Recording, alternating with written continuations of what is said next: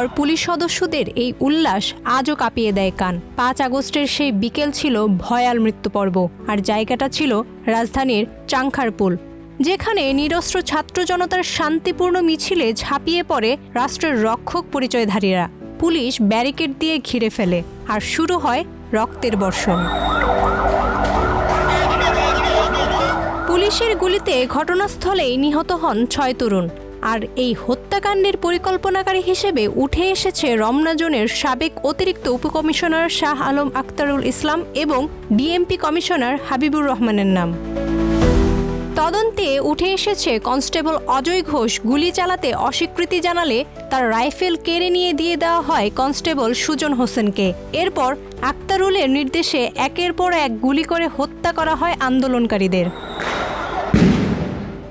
আন্তর্জাতিক অপরাধ ট্রাইব্যুনালে জমা দেওয়া অভিযোগপত্রে বলা হয়, শেখ হাসিনা ও তৎকালীন স্বরাষ্ট্রমন্ত্রী আসাদুজ্জামান খান কামাল এই হত্যাকাণ্ডে সুপিরিয়র কমান্ড রেসপন্সিবিলিটিতে যুক্ত ছিলেন।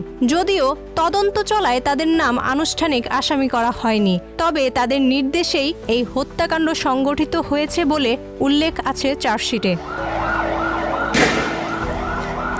শুধু গুলি নয়, সেদিন মাঠে নামানো হয় হেলিকপ্টার, ড্রোন, এপিসি কার, এমনকি শত শত বুলেট, যেন নিরস্ত্র ছাত্রদের বিরুদ্ধে যুদ্ধেই নেমেছিল রাষ্ট্র।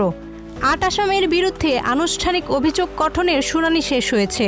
4 জন এখন পলাতক, বাকিরা জেলে। 14 জুলাই আদেশ দেবে ট্রাইব্যুনাল। প্রশ্ন থেকেই যায়, কবিগুরু কি সোনার বাংলার কথাই বলেছিলেন? এই দেশ কি এমন ছিল? যারা শুধু নিজেদের অধিকার চেয়েছিল তারা পেল গুলি, আর যারা গুলি চালালো তারা পেল প্রটোকল আর নিরাপদে পালানোর পথ। জুলাইয়ের শহীদরা কি কখনো পাবে ন্যায়ের বিচারের আলো? জান্নাতুল মর্পিতা, প্রজন্ম 24।